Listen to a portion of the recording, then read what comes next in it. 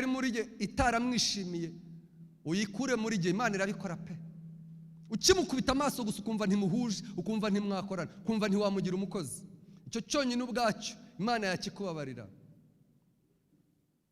Nawe ngo yubakisha izindi nsengero kutununga, Kwirebero, Kicukiro, Nyamirambo, reka nkoresha ayo makaritsiye mushobora kumva, ahantu hose ngo yubakaho insengero.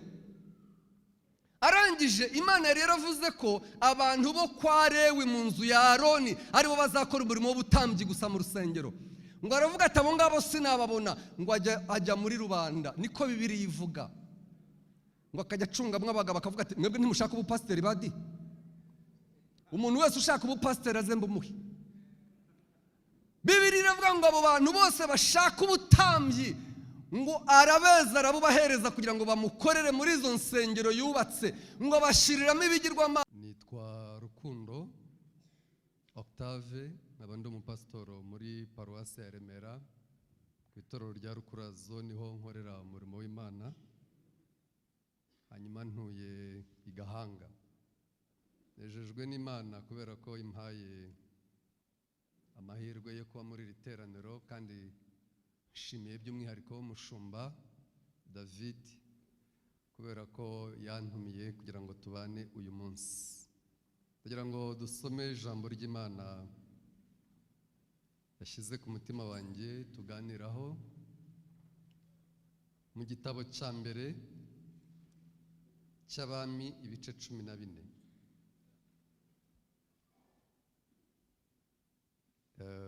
Ibice 14 ni kuri paje ya 338 ni isezerano rya mbere. Paje ya 338 ni isezerano rya mbere, ibice 14. Hanyuma duhere ku murongo waho wa mbere. Aravuga ngo icyo gihe Abiya mwene Yerobowamu ararwara. Yerobowamu abwira umugore we ati ndakwinginze, haguruka wiyoberanye utamenyekana ko uri muka Yerobowamu maze ujye i Shilo. Niho umuhanuzi Ahiya aba, wamvuzeho ko nzaba umwami w'ubu bwoko.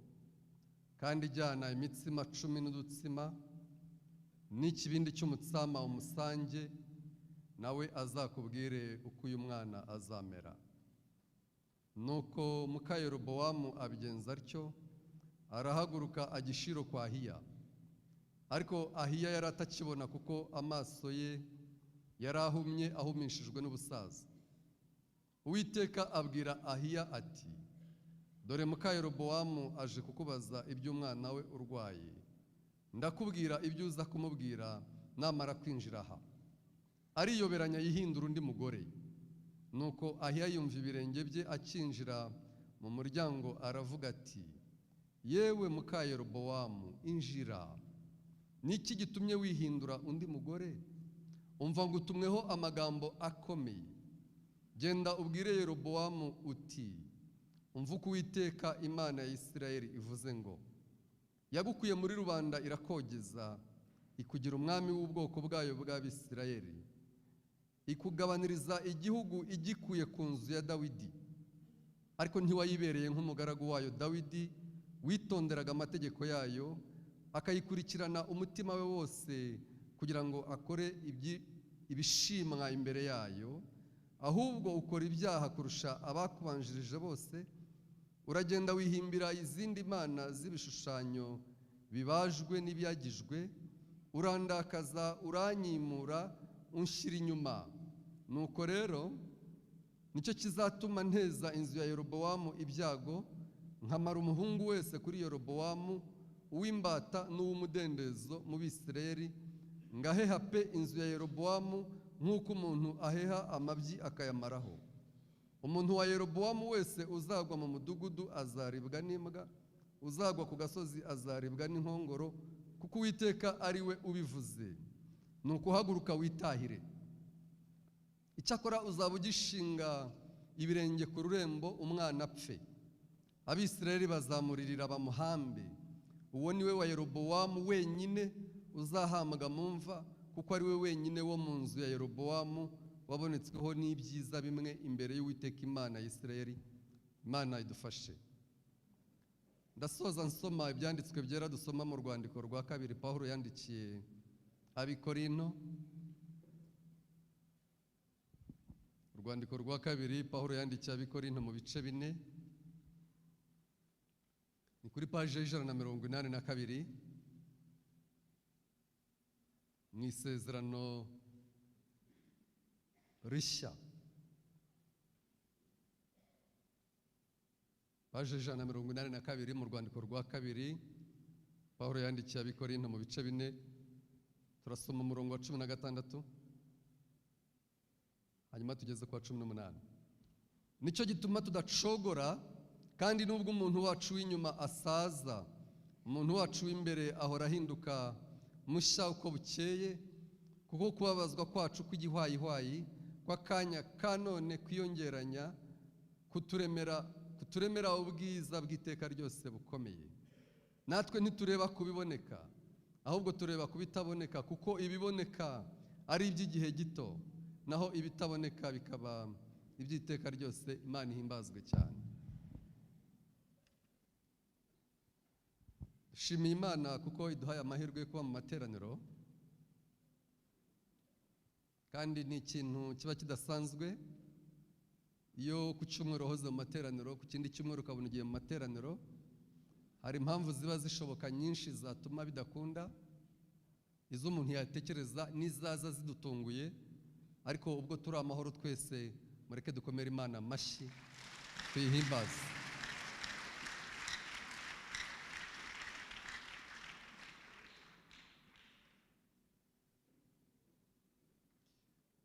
Amagambo twasomye ni imirongo isa naho ari miremire, ariko Umwuka Wera araza kudufasha kugira icyo dukuramo dusangira. Abisirayeli ni nk'ubwoko cyangwa se nibwo bwoko Imana yatoranije mu gihe yashakaga kongera kwiyereka abantu bundi bushya mu bihe bitandukanye, ariko ndashaka kuvuga yiyereka umuryango w'Abisirayeli mu buryo bwagutse, ibatoranya nk'ishyanga izabana naryo, ari naho habaye n'inkomoko y'agakiza gakwira isi yose kakatugeraho.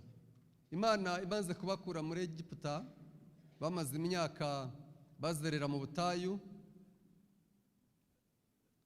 bamaze kugira igihugu, babwiye Samweli umuhanuzi, baramubwira ngo barashaka ko Imana yabaha umwami. Abibwiye Imana, Imana iramubwira ngo humura, ntabwo ari wowe banze ko nkomeza kubayobora, banze ko mbabera umwami, genda umubimikire. Hanyuma Imana ibaha Sawuli. Bibiliya iravuga ngo yayoboye imyaka 40, ariko igihe kinini yakimaze ku ngoma.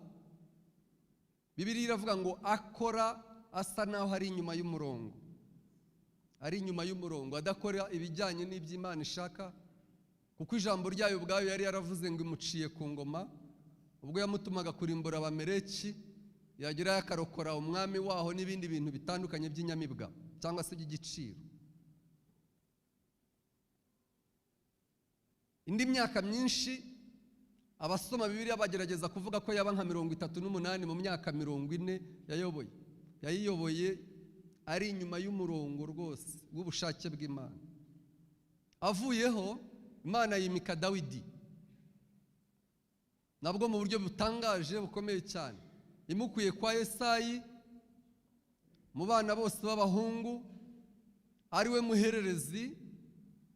Hanyuma Imana ishima kumutoranya mu bitari bisanzwe byemewe mu muco w'Abisirayeli, ku mwana w'umuhererezi cyangwa se wo hagati yabo mutware, ab'imfura bahari kandi bari bahari bakomeye.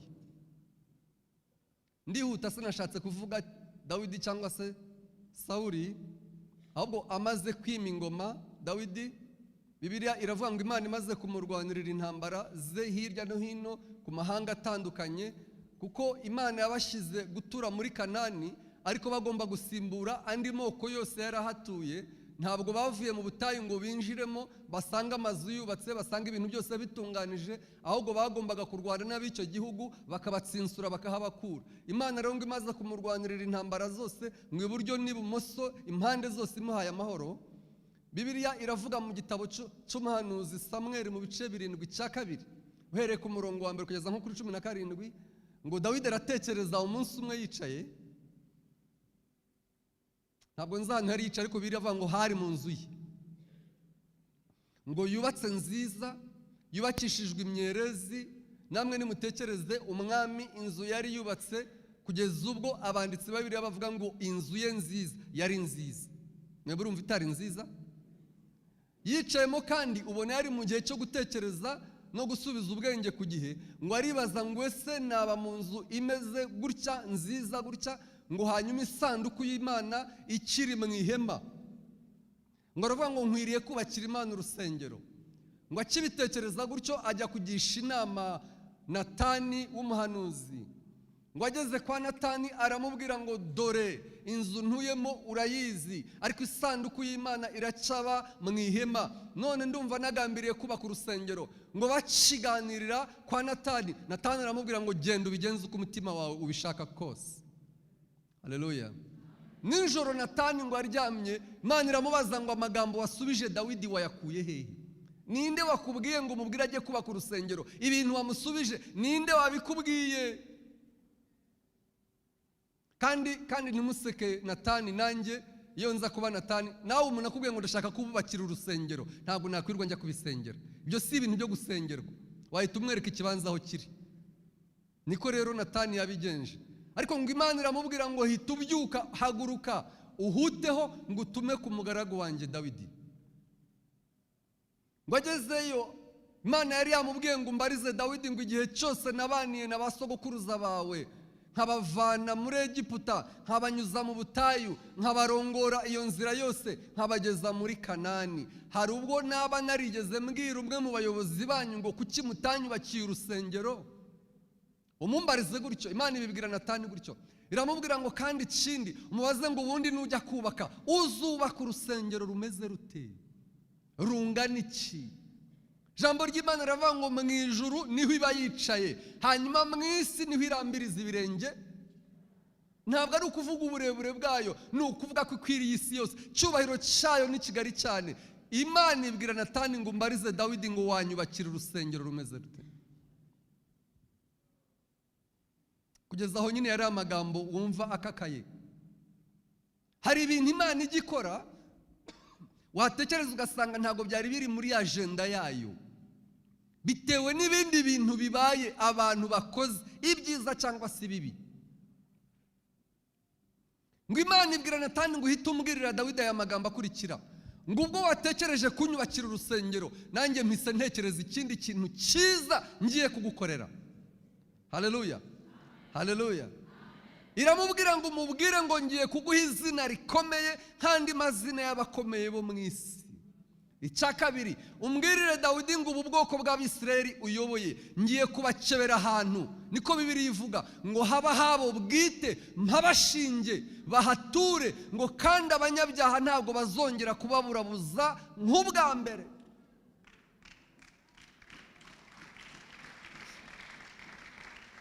Imana ibwira Natani ngo umbwirire aya magambo nanone Dawidi. Iramubwira ngo igihe kizagera uzasaza nubwo uri umwami, utange upfe, ntiwiganyire ku muntu uzagusimbura.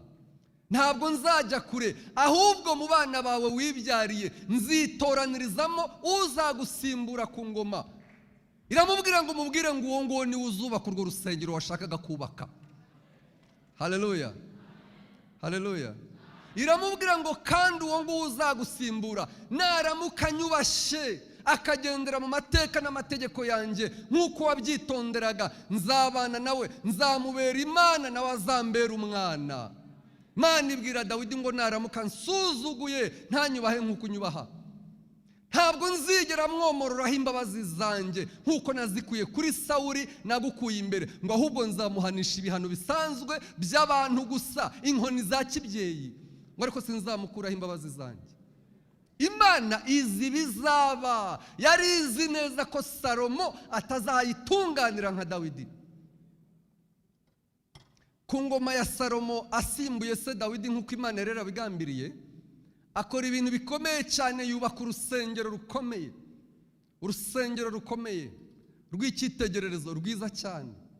Ngo amaze kurwubaka, ngo arebye aravuga ati n'ubundi urunguru ntabwo rukwiriye Imana, ariko reka njye kuyisenga nyinginge ize kurutaha inyubahirize. Ngo aragenda akora amasengesho, abwira Imana ngo ndagusabye uzabane natwe mu gutaha uru rusengero. Haleluya! Namwe mwagize neza ko mwubatse urusengero rwiza. Imana ntabwo yakwirwa muri uru rusengero, ariko yamaze kubiha agaciro. Haleluya!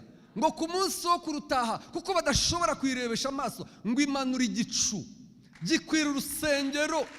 Abantu bose abato bari aho batazi amakuru y'urusengero rwa kera, ngo barwitegereje baravuga ngo Imana itashye urusengero. Ngo bakora iminsi mikuru, hanyuma arabasezerera barataha. Amaze kubaka urusengero ateza Isirayeli imbere, ashyiraho imisoro, ashyiraho gahunda z'iterambere, ngo igihugu gitera imbere ku buryo amabuye y'agaciro za korutani, agasegereti n'ibindi bintu biciriritse n'ifeza ngo ntabwo byari bigikora. Bakoreshaga izahabu kugeza igihe bagira ubukire, ngo bakajya bazisiga ku mazu yabo no ku makadere y'inzugi, kwerekana kwishongora ukuntu bakize. Hanyuma ngo amaze kunezerwa arongora abagore benshi. Muri abo bagore biravuga ngo bimubera ikigusha, kuko yashatsemo n'abanyamahanga batubaha Imana, batigeze bamenya Imana ya Dawidi. Ngo baramucunga. Bibiliya iravuga ngo amaze gusaza, atagifite imbaraga mu mitegekere, ngo umugore umwe akaza akamubwira ati mwami nyagasani, njye n'abaja banjye bisigaye bitunanira kujya i Yerusalemu gusenga, wategetse kwa kariya kanunga kariya hejuru bakanyubakira urusengero, sinjye mvunika njyayo. Naho akaba afite imana z'ibigirwamana yavanye iwabo agishingirwa, ngo bakamwubakira urusengero. Akabwira mukeba ati jyewe yanyemereye, bamaze no gutanga bije yo kurwubaka. Nawe ngo akagenda akamwinginga, ngo abagore bamutwara umutima. Bibiliya niko ivuga, kugeza igihe yinjiza ibigirwamana muri Isirayeli, Imana irababara, iravuga ngo ngiye kukwambura ubwami bwa Isirayeli. Ngo iricuza iravuga ngo none se ko hari icyo nari narasezeranije umugaragu wanjye Dawidi. Ku ngoma ya Salomo ngo yari afite umusirikare ukomeye, twasomye muri izi nkuru, mu bamutegekeraga igihugu, umutware ukomeye witwaga Yerobowamu. Ngo ashwana na Salomo bituma ahungira muri Egiputa. Ariko mbere y'uko ahunga, uwo Yerobowamu ahungana isezerano rikomeye ry'Imana. Ntabwo nabona mu minota mfite uko mbaganiriza, ariko ntabwo Imana igisezeranya abarokore gusa, sibyo? Utazajya gusenga uri mu butayu cyangwa uri ahandi hantu mu masengesho ukabona n'umupagani wo muri karitsiye Imana imuvuzeho. Imana ntigira imipaka. Imana ntabwo ari iy'abarokore gusa, Imana ni iy'abaremwe bose. Mwabyumvise? Utazicara mu rusengero ukabona umuntu waje anukaho inzoga waraye mu kabari, Imana imuhaye isezerano, ibifitiye uburenganzira, kuko ibyo isezeranya ni ibyayo, ntizabikura mu bubiko bwawe, ifite n'impamvu ibimusezeranije. Uwo mugaragu wa Salomo witwaga Yerobowamu, ngo mbere y'uko acika shebuja agahunga, ngo ari gutembera mu gihugu muri quartier, ngo yaje guhura n'umuhanuzi w'Imana witwa Ahiya.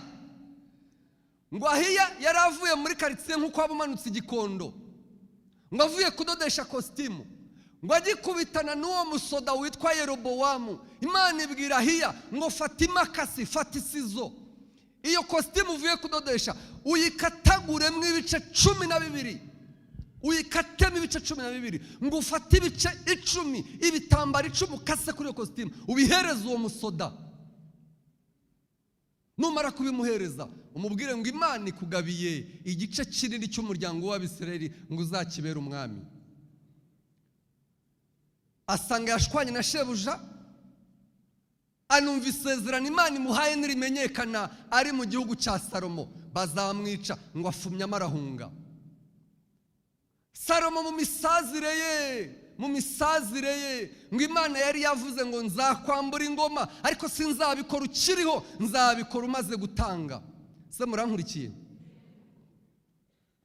Salomo apfuye, mu Kinyarwanda kiravuga ngo umwami atanze, ariko reka mvuge cyumvikana kugira ngo n'abato babyumve. Umwami Salomo apfuye, rubanda rutumaho wa mugabo wahunze witwa Yerobowamu, baramubwira bati tahuka va muri Egiputa, Salomo yarapfuye.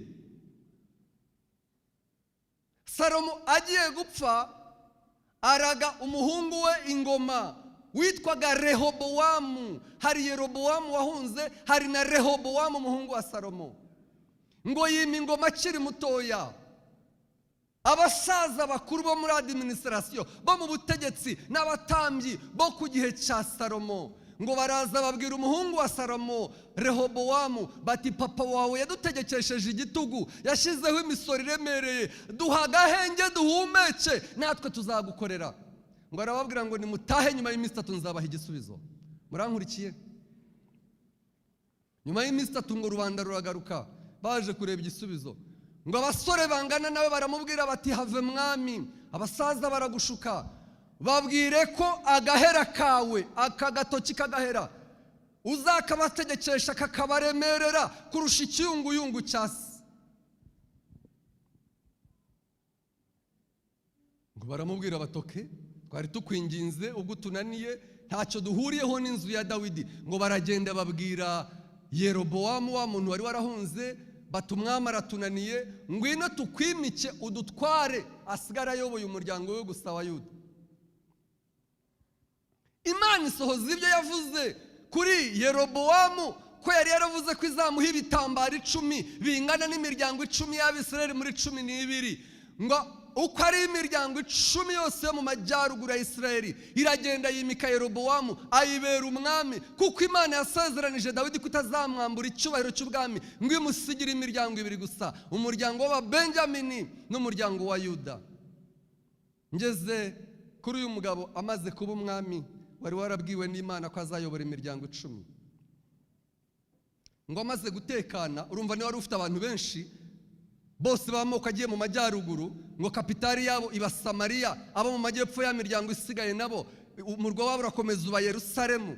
Ariko ngo mu majyaruguru uko yicaye ku butegetsi akajya avuga ati ndabizi iyi ngoma nyoboye Imana yayimpaye iyinyaze kwa Dawidi, kandi igira imbabazi nyinshi, wazabona bihannye bakayigarukira ikanyaga ubutegetsi yari yarampaye n'intizanyo ndabizi.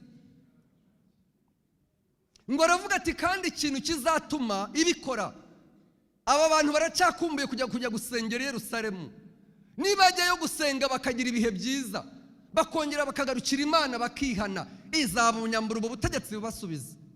Ngo aravuga ati reka batandukanye n'Imana y'i Yerusalemu, nawe ngo yubakisha izindi nsengero kutununga, Kwirebero, Kicukiro, Nyamirambo, reka nkoresha ayo makaritsiye mushobora kumva, ahantu hose ngo yubakaho insengero. Arangije Imana yari yaravuze ko abantu bo kwa Lewi mu nzu ya Aroni aribo bazakora umurimo w'ubutambyi gusa mu rusengero. Ngo aravuga ati abo ngabo sinababona, ngo ajya muri rubanda, niko Bibiliya ivuga. Ngo akajya acungamwe abagabo akavuga ati mwebwe ntimushaka ubupasiteri badi, umuntu wese ushaka ubupasiteri aze mbumuhe. Bibiliya iravuga ngo abo bantu bose bashaka ubutambyi, ngo arabeza arabubahereza kugira ngo bamukorere muri izo nsengero yubatse, ngo bashiriramo ibigirwamana. Arababwira ngo dore ibi bigirwamana nibyo byabanye na ba sogokuruza bibakura muri Egiputa bibageza mu gihugu cy'isezerano.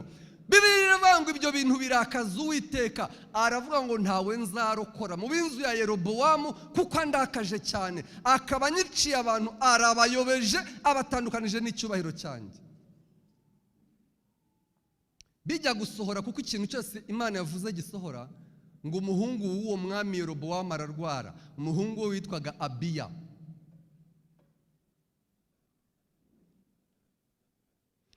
Sinzi namwe hano harimo abakire, kugira ngo umuntu w'umukire azajya kukubwira ko umwana yamurembanye ntako aba ataragize. atangiye guhuruza abanyamasengesho ngo bamusengere. Ubwo baravuye Faisal, baragiye muri Kenya, baragiye mu Buhinde, baragiye ntako batagize. Ngo bamaze kuvuza binaniranye, ngo abwira umugore we yari yararongoreye muri Egiputa, nawe utazi Imana. Ntabwo muri Bibiliya amazina yagaragara, ariko nimusome ibitabo uwo mugore yitwaga ngo ni Ano, yari umukobwa wa Farawo.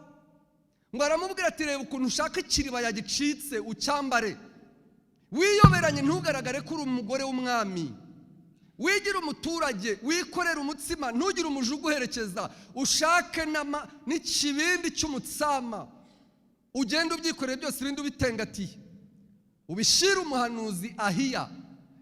Kera nkiri umusore niwe wari waravuze ko nzaba umwami w'ubu bwoko. Umumbarize ngo Imana irabona uyu mwana azakira. Nimujya mubona abantu bajya gusengera mu buvumo no mu butayu no mu misozi, ntabwo ari ibintu bihambaye. Nimukajye ndabivuga gute? Niba utanabishobora jya ureka. Igihe bitemewe biba bitemewe, ariko Yesu yarabusenze. Biterwa n'ikikujyanayo, kandi mu butayu si mu mugezi. Mwabyumvise? Mu buvumo si mu kabande, ahantu hose wakuraho wihererana n'Imana n'ubutayu. Niba gufata wuriye igiti uri ahantu mu ishyamba, bazakubaza icyo ukora. Muri iki gihe ntibyemewe. Niba utarabikoze byemewe, bukorera imuhira. Genda umbarize Ahiya niba uyu mwana azakira. Ngo akigera mu nzira, kwa kundi yatwaye umutsama n'imigati ashiriye umuhanuzi, nk'itura ashiriye umuhanuzi. Ngo Imana ibwira Ahiya ngo Ahiya, ndabizi amaso yawe arashaje ntakibona, naza nturi bumumenye, ariko umuntu ugiye kumva mu marembo aza ni muka Yerobowamu, ni umwamikazi, yiyoberanije ngo utamumenya, ariko niyinjira amaze kugera muri saro, ndahita nkubwira amagambo akomeye uza kumubwirira. Yerobowamu ngo yumva umuntu ari gukomanga, aramubwira ngo yewe mwamikazi muka Yerobowamu we, injira. Ngo amaze kwicara amubwira ati niki cyaguteye kwiyoberanya? Ariko icyifuzo mufite Imana yambwiye igisubizo cyacyo, ngiye kukubwira amagambo akomeye imbwiye uze kuyabwira umugabo wawe. Iramubwira ngo ugitaha ukigera ku irembo ry'inzu yawe, umwana arahera ko apfe. Wikwirirwa ubisengera, winsaba kubisengera, Imana yampaye igisubizo, umwana arahita apfa. Imana iramubwira ngo kandi uwo wenyine niwe mu nzu yanyu uzashingurwa mu cyubahiro, Abisirayeli bose bamuririre, ngo kubera ko ari we wagaragaweho n'ibyiza bimwe mu maso y'Imana. Abandi mwese mwarahindanye, ariko Abiya wenyine uwo mwana wanyu urwaye, impamvu ntegetse ko azashingurwa mu cyubahiro, niwe wenyine wagerageje kunyubaha, yagaragaweho n'ibyiza bimwe imbere yanjye. Imana iramubwira ngo abandi bose baba abagaragu banyu cyangwa se abana banyu, uzagwa mu mudugudu azaribwa n'imbwa, uzagwa ku gasozi azaribwa n'inkongoro, ibisiga. Iryo ryo si isezerano,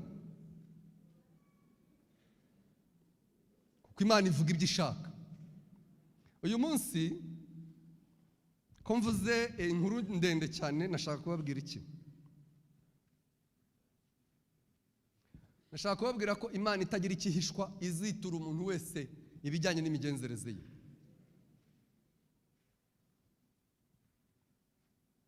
Se muri kubyumva neza? Imana itagira ikihishwa, izitura umuntu wese ibijyanye n'imigenzereze ye. Muri uru rugendo rw'ubukristo, buri muntu wese aba afite ubuhamya. Hakaba ubuzwi n'abantu, hakaba n'ubutamenyekana buzwi n'Imana yonyine. Kandi nashaka kubabwira ko ubwo buzwi no mu ijuru ari bwo buhamya bw'ukuri. Haleluya. Turacyari kumwe? Mu buhamya ngewe nawe ufite, hari ubwo abantu bazi. Ngewe ntabwo munzi kubera ko ndakunda guteranira hano, ariko ndi mu bantu bafite ubuhamya bwiza mu itorero. Ndagerageza. Singurira Pasiteri David n'abandi banzi bakeya hano. Kristo singerageza. Christine ari mu bampamiriza kuko tumaranye imyaka byibura niba ari mike ni 20 na urumva ko turaziranye. Banzi nk'umuntu wigisha ijambo ry'Imana, banzi ariko uzinguye indi page Christine atazi, Pastor David atazi, umugore wanjye atazi, abo dukorana batazi, hari indi page iriho ubundi buhamya buzwi n'Imana, kandi iyo niyo version, nibwo buhamya bwa nyabwo. Imana rero idashobora kugira ikintu ihishwa muri ubwo buhamya, izitura buri wese ibijyanye n'imigenzereze ye. Ndavuga ibintu bitatu mpite nsenga dusoze.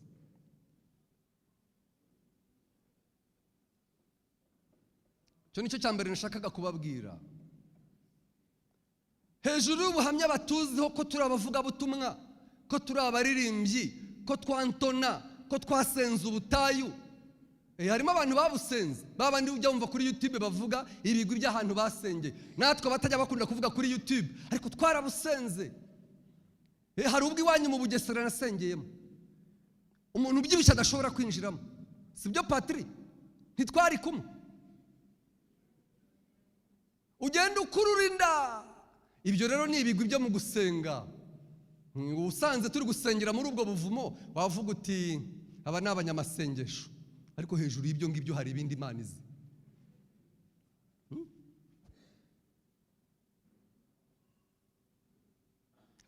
Hari ibindi ijuru rizi. Kandi umuntu ashobora gukuvura, umuntu ashobora gutwikira, ntibigaragare.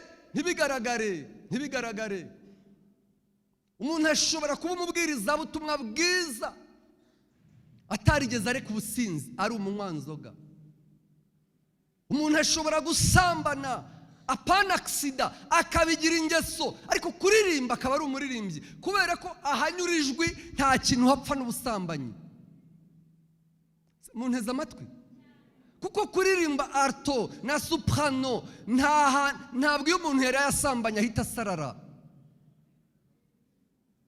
Hari inyoni bita Rossignol, ni inyoni ngwiririmba neza cyane, abiza ku karirimbo muri primaire, ni akaririmbyi keza ku kanyoni. Rero umuntu ashobora kuba umuririmbyi ukomeye, babandi musigaye mwita ba rutahizamu, bamwe mwishyura amafaranga kugira ngo batazabura muri sorti. Yaririmba ukabona ijuru riranyeganyeza, ukumva rirurutse akaribegereza, yaraye ku mugore utaruwe. Kuko iri sufi yuko ataha kare, agakaraba, akibrosa, agafata icyayi, akurira muri bisi, mukajya mwivuga butumwa. Indirimbo ya Repesejo ntabwo aba yayibagiwe. Rero muri uru rugendo rujya mu ijuru, ubu twebwe turi kujyayo, twese abica hano turi kujyayo. Ariko Imana izi buhamya bwa buri muntu wese, izi imigenzereze y'umuntu wese. Kuko niyo imenya ibiri gukorwa n'abami, niyo yinjira mu bashumbi ikamenya imigenzereze yabo, niyo ibizi ibiri gukorerwa muri korari, Imana izi ibikorerwa mu ngo zacu, Imana izi imigenzereze y'aho dukorera, kuba tuyobora n'abo tuyobora. Imana izitura umuntu wese ibijyanye n'imigenzereze ye. Cya kabiri nshatse kubabwira muri iri jambo, Imana kandi izitura ineza ku kintu cyose umuntu yakoranye urukundo mu nzu yayo, kibe gito cyangwa kibe kinini. Mwumvise uriya musaza bahoze batubwira tuzaherekeza kwa kabiri, umushumba bazamubwira amafaranga yohereje, amafaranga make utatinyuka gufata ngo wohereze ku rusengero, make pe ubona ari make cyane. Ngo aramubaza ati amafaranga nohereje yageze ku rusengero? Nayo mafaranga wita makeya. Yesu yigeze abwira iteraniro n'abigishwa be, arababwira ngo uwo mukecuru wafashe mu ruhago agatura udufaranga duke asigaranye yari buguremo kawunga, ngo iryo turo mu ijuru ryashimwe kuruta iry'abakire bazanye za beni zuzuye isima. Kubera Imana izi imigenzereze y'umuntu wese, nicyo cyatumye Imana ivuga kuri uyu Abiya wari urwaye, iravuga ngo mada itahire, ariko kubera ko mu nzu yanyu mwakoze ibyaha bikomeye, uyu mwana akabasha kunkiranukira, akagira ibyiza bimwe akora. Ntegetse ko atazapfa urupfu rubi nk'urw'abandi, ahubwo azahambwa Abisirayeli bose bamuririre, kandi ashingurwe mu cyubahiro nk'umwana w'umwami. Imana ifite inyiturano izaha abantu bose bayikoreye neza. Haleluya. Ntabwo nabivuga byose, ariko icyo ngicyo mucyumve. umukecuru aherutse kumpamagara, umukecuru mukuru cyane w'inshuti yanjye, tumaranye nk'imyaka 10 tumenyanye cyangwa irengaho gatoya. Ni umukecuru ufite ubuhamya bukomeye cyane, naraye mutekerejeho umwanya munini nijoro, yarampamagaye ko arwaye. Umukecuru wasigaye nkaho ari wenyine, afite imyaka nka 70 hagati n'6 n'8. Yarambwiye ati data yari umuvugabutumwa muri za 61 bamwica bamutwitse. Arambwira ati nanjye nakuze nkunda Imana, ati nubwo nagerejejwe muri ubu buryo bungana gutya ariko nzakomeza gukunda Yesu. Ati Yesu ni inshuti yanjye. Nari namusuye twicaye mu kazu yabagamo. Arambwira ati kandi ikintu cyari kingoye ndabona wowe n'abandi bantu Imana bakoresheje kugira ngo gikemuke, nicyo nari mfiteho urubanza rutoya ku Mana ariko bukirarangiye sigaje kujya mu ijuru. Arampamagara rero mu minsi ishize, arambwira ati mwana wa Ntikarame, ati nturi umupasiteri? Nti ati Imana ivuze njya numva nkamenya ko ari ivuze. Ati yambwiye ngo nkubwire ngo igiye kukugenzereza gutya kubera ko nawe wakoze. Ambwira ikintu gito ntibukaga nawe ntazi ukuntu yamenye, gito cyane. Ndibaza Imana mu bintu byose maze gukora itoranijemo iki ngiki ibona ari cyo gikomeye. Kugaburira umuntu ibiryo bitagera no ku bihumbi 10, Imana ntiyibuke ingendo n'amasengesho nasenze, ntiyibuke naho nagiye ngira ubwitange nanafashe n'ideni ku rusengero, ikavuga akantu gato cyane k'umwenda wahaye umuntu.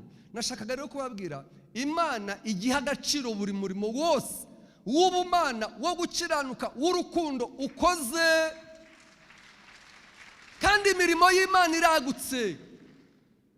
Abazanye amatafari kubaka uru rusengero, n'umuntu wambitse umupfakazi, n'uwohereje umwana amuhaye amakayi utari we wa mugenzi we akajya ku ishuri, n'uwakubwiye ngo impore, byose byahawe agaciro mu maso y'Imana.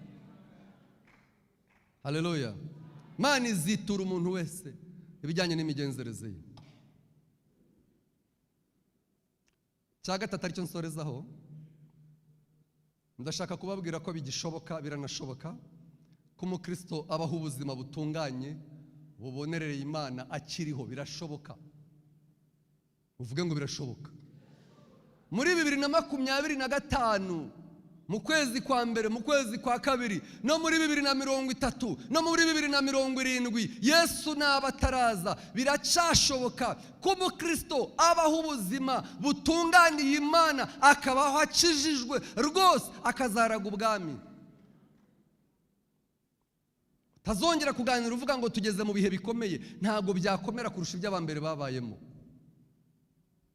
Hari umuntu muri iki gihe mwari mumva wakijijwe bakamukerereza urukero, bagafata urukero bakamukerera.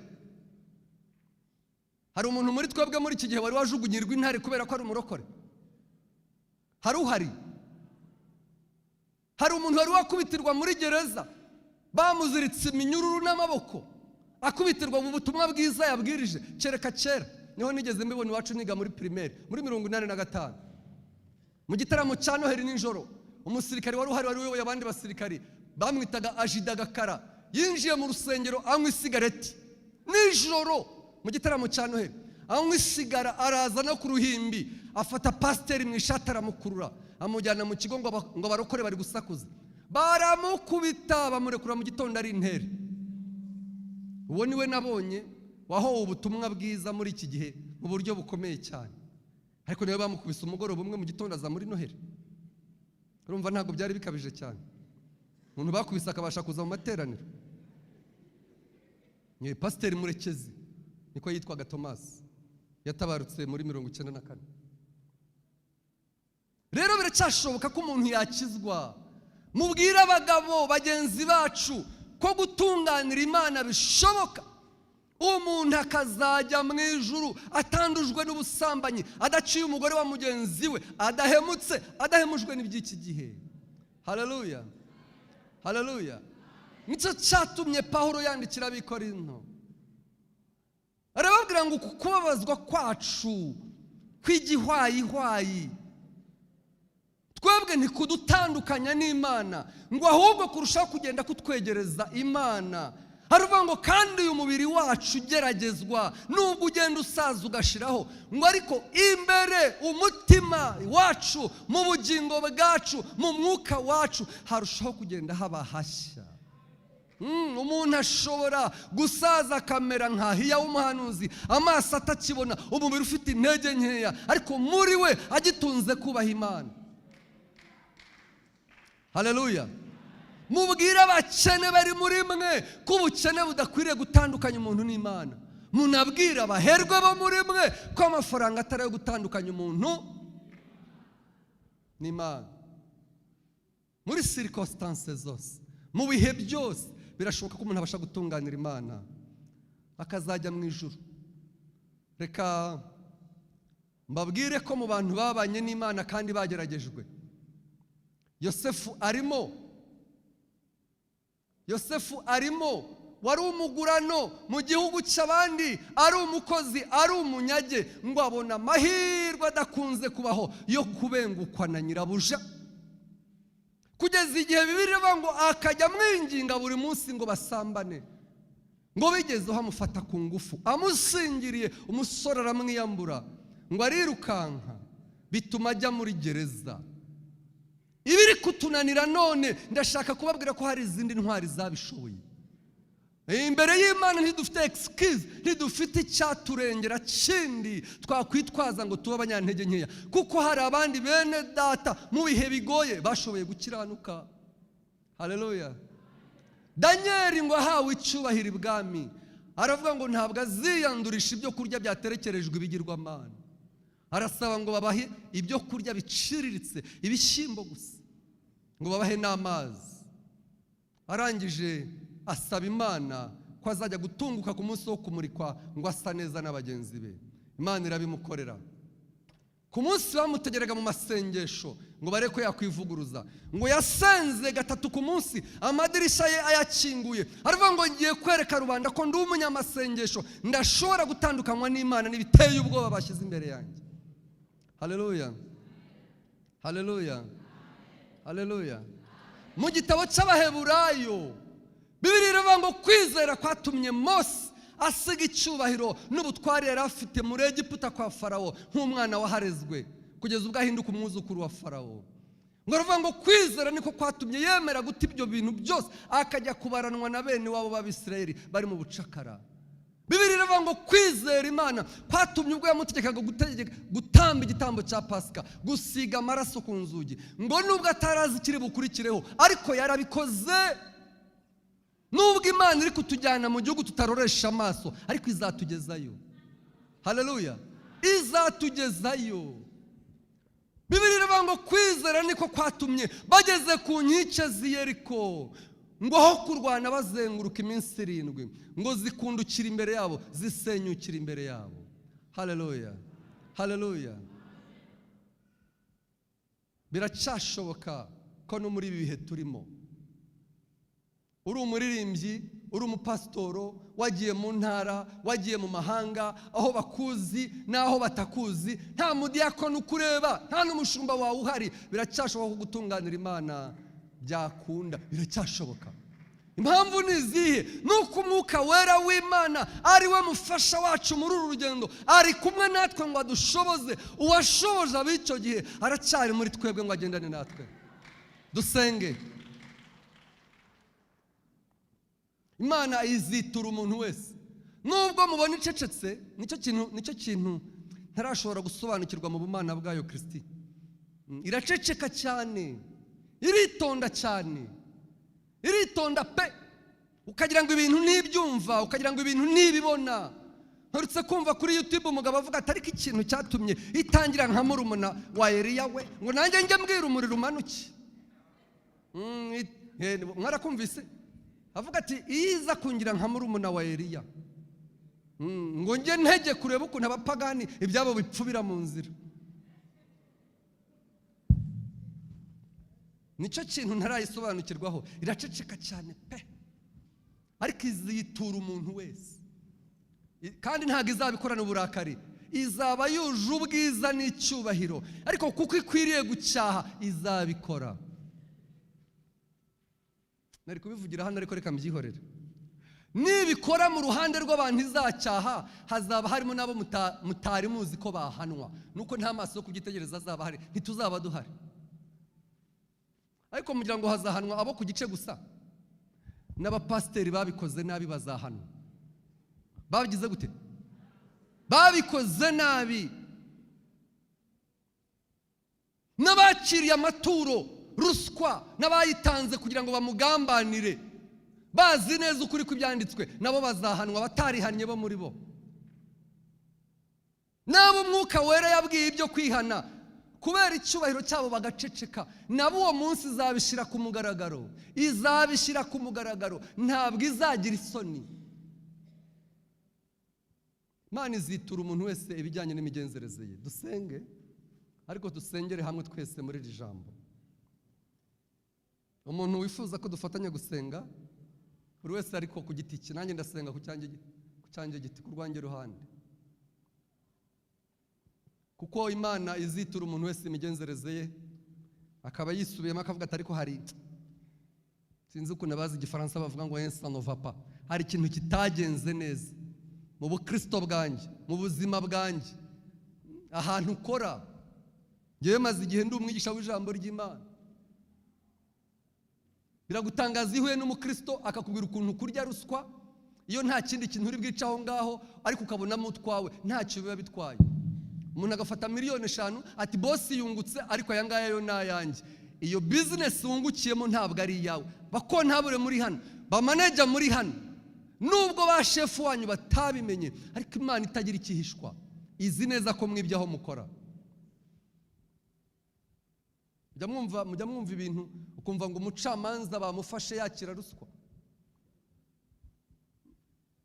Umuntu wese wagoretse urubanza bishaka, watumye mugenzi we abura amahirwe yari afite ubushobozi bwo kuyamuhesha, akayamunyagisha, Imana yarabibonye. Muri mwe harimo abatanga akazi, nanjye ndimo mu rwego rwanjye ruciriritse. Wabona umuntu kuri pano, kuri ya meza bicaraho baje gukora ikizami, umutima ugahita wumva utari bumuha akazi, atarakora ikizami, ataranavuga ngo umwumve, ukumva gusa inzoka zanyu zombi ntizihuye. Iyo nzoka itaremeye guhura niye ngo imutege amatwi imuha akazi, Imana izayihana. Kandi ubwo iri muri wowe izayihanira muri wowe.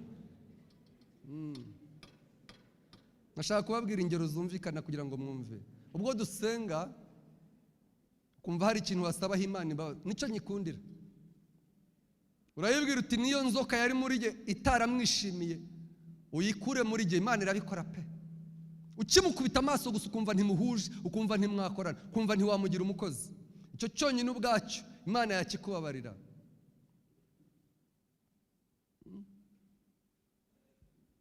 Wacu se muramenya ari he?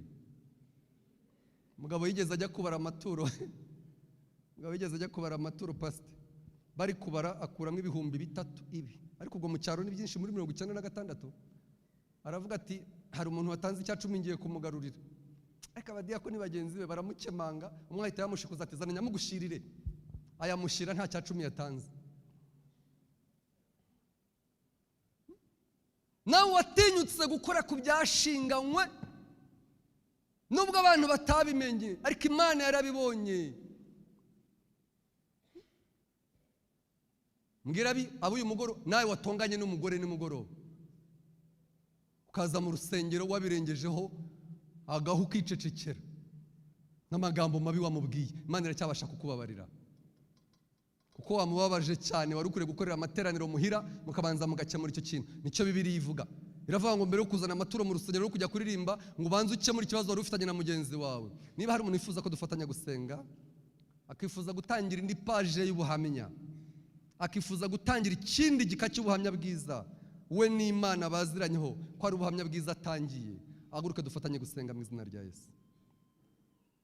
Hari umuntu wifuza ko Imana imubabarira ikitaragenze neza mu buzima bwe, ikintu cy'icyaha yakoze, gicumuro yakoze, akumva yasaba Imana imbabazi, agatangira indi page y'ubuhamya bwiza bushya, aguruke dufatanye gusenga mu izina rya Yesu. kandi uyu mwanya wacu warangiye. Imana iguhe